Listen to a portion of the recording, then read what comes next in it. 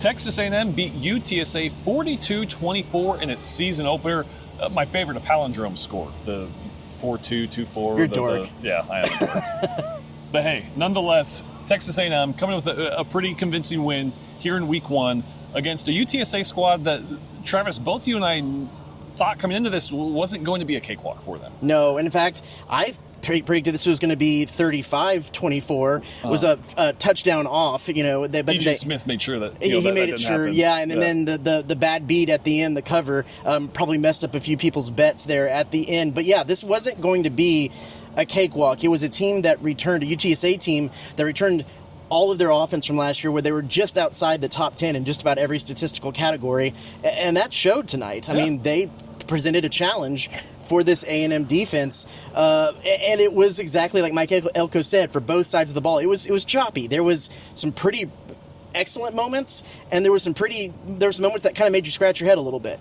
So we'll get back to the defense, but I want to first start with what we saw from A&M's offense.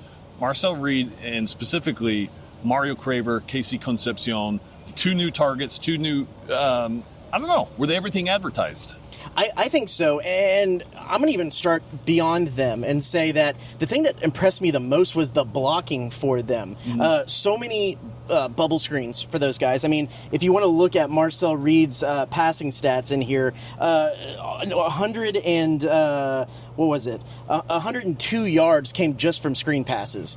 He was 6 for 6 on screen right, 3 of 5 on screen left, and those were bubble screens mostly to those guys. Right. The reason why they got so many yards on that was the blocking. We talked to Mario Craver afterwards, and he said Ashton Bethel-Roman, Terry Bussey, those guys threw some phenomenal blocks. That's what sprung them. But that's being said, the thing that Marcel Reed said that was different about this wide receiver group than last year's was they got the separation to be able for him to get them the ball on some of those short plays, some of those RPO plays, and that made the entire difference. So they went out, got the talent they needed, and there's a lot of guys around those guys that are working hard for them. I don't want to downplay it, because this is a UTSA defense with 11 new guys. It is UTSA.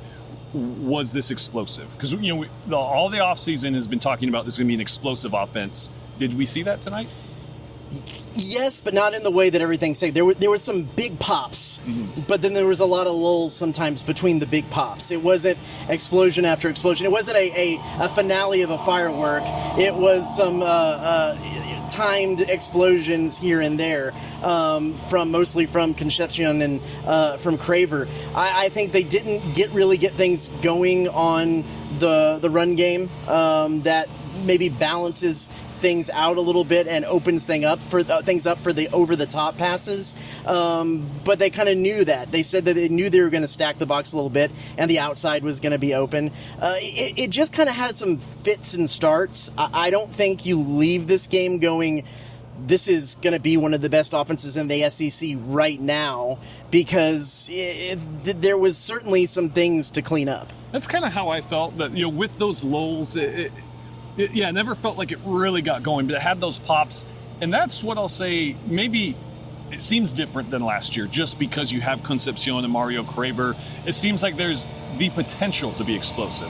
We may not have seen it all here in week one and see it kind of all come together really smoothly, but I will say from the little bits we saw, there's potential there that as the season evolves, we could see an explosive offense with what they have. And one thing that was different is how well they executed the RPO game, the quick passes, passes quickly to the tight end, a lot of the misdirection. I go back to the Theo Melnostrom touchdown where it was a triple option play. Melnostrom slides out, he bootlegs left, and is just a little almost like a pitch to him in the end zone. You didn't see that kind of creativity from this A&M offense last year, and so you can see that there is a deeper grasp of the offense all the way around. They just need to clean some things up, get the run game a little bit more involved, a little more balanced, and I think you'll see a little bit more of the playbook.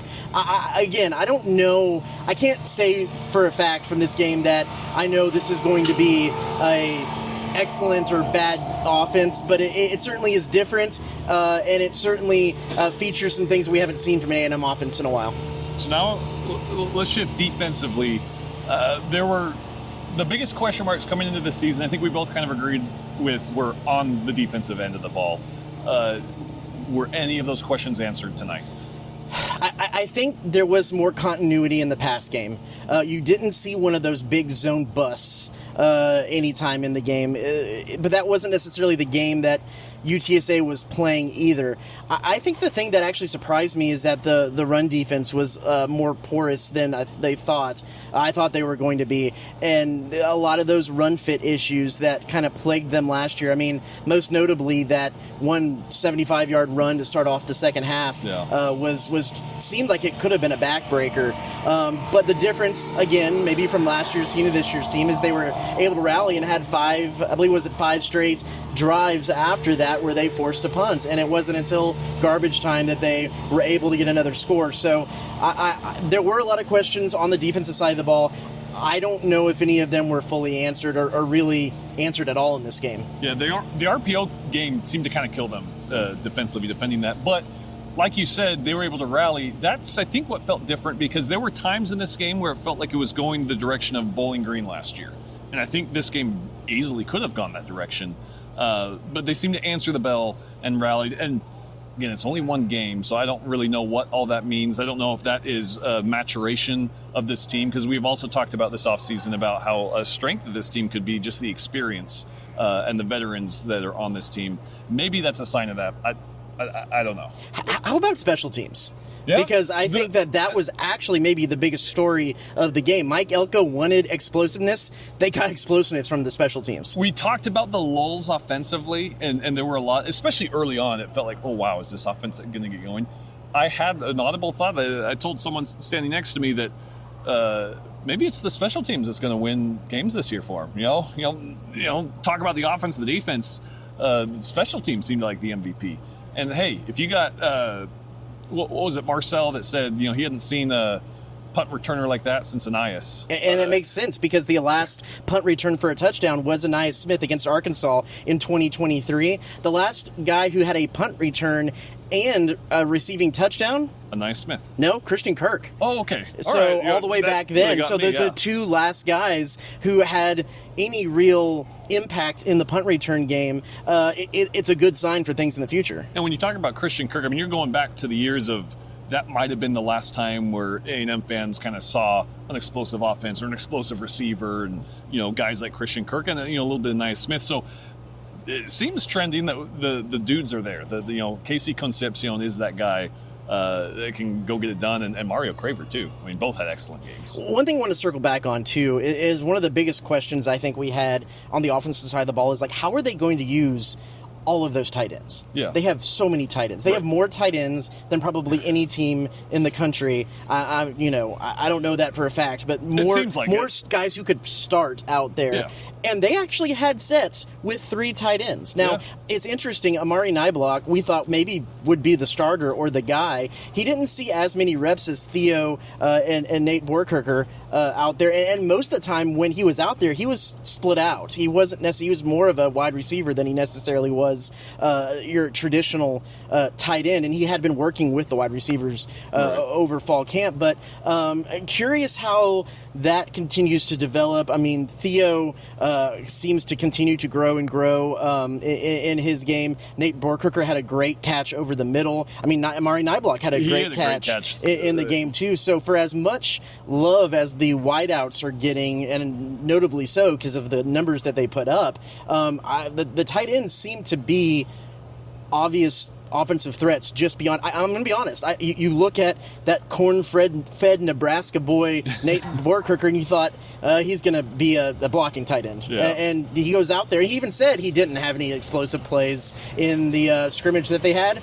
Went out there and had an explosive play. I think that was maybe one of the underrated bright spots. Again, of a game. I don't want to put frosting over a game. It was up and down. It had its warts, but I think that was one of the brighter spots for sure. And then you get to the running backs, and obviously Le'Veon Moss is kind of maybe your best player going into this. You think that kind of the offense runs through him. Again, we don't know I mean, they say he's 100% healthy and back, but I don't know. What did you see from kind of the run game? It seemed like that was part of the offense that didn't really get going. Yeah, Mike Elko said that they weren't scripting. You kind of thought maybe coming into this with how they held Le'Veon out and kind of eased him into contact into practice, he'd be on, a pitch count. They would ease him back into the game. Mike Elko kind of pushed back on that, said it wasn't a schedule for him. It's just kind of how the game presented itself. But he gets in there the first drive, and then he's really not back into the game until late in the second. And I believe it was like 8 minutes left in the second quarter that he actually had his first carry of the game. Gets in a little bit late when things get a little bit hairy to pick up some yardage.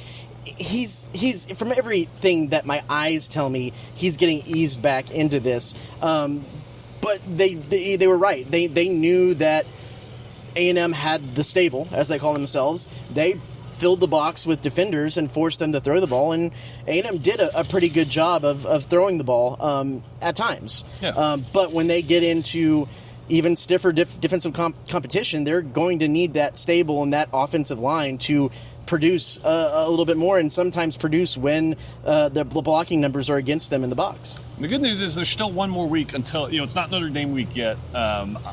I think this next game against Utah State is going to be much easier than UTSA. I just think that's kind of how it sets up. So I think we'll get another week of kind of seeing the offense and the chemistry and develop before we head up to Notre Dame. I think that's going to be important because I think we said a lot of good things about this team. I don't think this team, as they played right there, beats Notre Dame. No. Right now, especially with how Notre Dame runs the ball. Yeah. They are going to run the ball right down A&M's throat, and if they don't fix some of those gap issues, if they don't fix some of the tackling on the line of scrimmage, that could be a really, really long night. I think that's going to be the biggest thing to look out for, is that run defense against Utah State and how that develops. Yeah, still got another week, before that Notre Dame, the first really big test of the season for Texas A&M. But yeah, 42-24 Texas A&M season opening win over UTSA. And then next week, it's an 11:45 kickoff right back here at Kyle Field against Utah State. But for now, at Kyle Field, for Travis Brown, I'm Tyler Shaw.